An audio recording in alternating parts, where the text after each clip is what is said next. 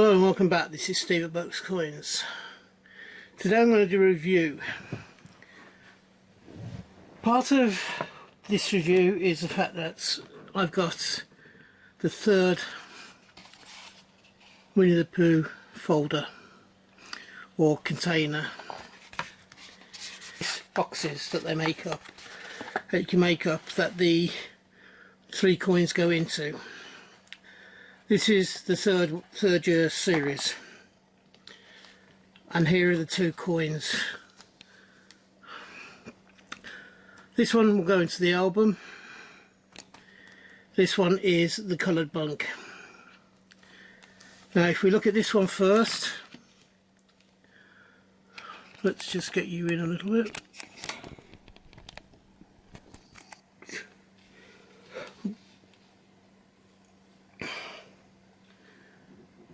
This coin, on the obverse you have the Queen's portrait, the year of 2022, and then you've got the blue card change checker information here at the bottom. On this side, let's just take that off to get the glare off it a bit. We have Kanga and Roo. It's taken from one of E.H. Shepard's drawings, original drawings of Kanga and Roo from the Winnie the Pooh stories. These, it's a nice historical fact that each of the characters has been a drawing from the original Winnie the Pooh book. However, these on the Cooper nickel coins, the designs are not very easy to follow. So I'm going to show you the colour bunk one, which makes it a hell of a lot easier to see the details. The colour gives you that extra oomph, so to speak, to be able to recognise all the details, or some of the details, in the coin itself. So let's just open this up a little bit. We've got Kanga and Roo. We've got the rear, we've got the obverse of the coin, which is the same as I've just shown you on the bunk. Oops, let's just take that up. Here we have a 3D effect by using a cutout that is on a piece of card that to allow it to come away from the background.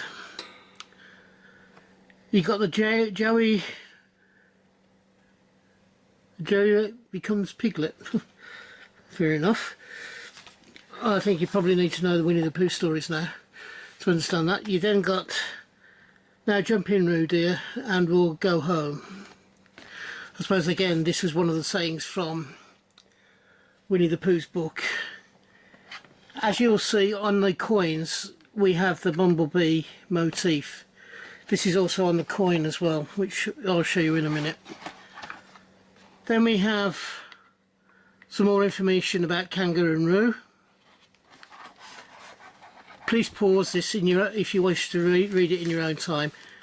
And then we have Kanga and Roo information on this page, on this flip as well. We do have some information on the back that says, although their appearance in 100 Acre Wood is considered a mystery at first, Kanga and Roo soon settle into Winnie the Pooh's close circle of friends. Continuing the series, inspired by the timeless stories of A.A. Milne and the charming illustrations of E.H. Shepard, this UK 50p celebrates the doting mother and playful son. Now, Walt Disney owns the Winnie the Pooh, and you'll find on all of these coins, if I can zoom in a little bit, let me just take this down now. Oops, a bit too far. you'll see that they have the Disney signature there. You have Kanga and Roo here. Now, this coin is no different from what you will see on the Cooper nickel coin. However, the colour brings out the design. The design is based upon this picture here of Kanga and Roo. However, I think last year's coin of the Friends of Winnie the Pooh and this one are a little disappointing. I think a lot more could have been made of Kanga and Roo and their relationship, and perhaps a better design, for want of a better word, a better situation, so showing Kanga and Roo off would have been made for a better coin. You know, let's be honest, why would a baby Roo be sitting in a baby's high chair? Artistic license has gone a bit far there, I think, and E.H. Shepard was possibly oversimplifying in his designs, and this, for me, doesn't work. I would have liked to see the Tigger being slightly different, but that's forgivable. It's an understandable coin. You can see that it's Tigger. You can see that it's essentially what Tigger's all about. Whereas this one, I have difficulty understanding what they're trying to get across. It's not a great coin, and I have fears for the next Pooh and Friends coin, which is the 9th and last one in the series, which is yet to be released. I fear for that one, simply because last year's was so abysmal. I can't see, if they're basing it again on E.H. Shepard's designs, that it's going to be any better than last year's. And this one, as a precursor to the final coin, they haven't pulled out all the stops. It's not the best of the series by any means. In fact, it's pretty poor, to be honest. So, I slightly destroyed this coin on this review. What do you think of it? Do you think I'm being overly harsh? If so, put it down in the comments below, if you want to defend this particular coin. I'm not saying it's a bad coin, I'm just saying it could have been better designed.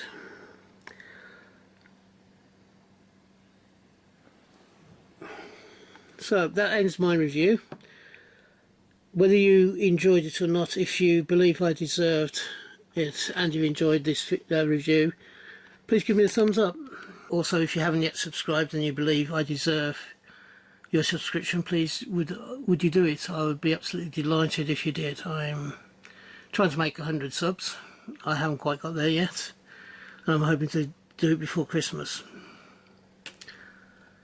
In saying that, to help you along, to see if you will hit that subscribe button, I do 4 videos a week, and hopefully you'll find something in those 4 videos that you enjoy watching. If you're having a hunt, I hope you have a successful one and you find the coins you're looking for. If you are buying coins, I hope you can get the coins you want for the price you want to pay. And in the meantime, until we meet up again on this channel, which I hope will be not too far into the distant future, from me, thank you for watching and staying, and I'll see you fairly shortly, I hope. Until then, from me, bye bye. Ta-da now.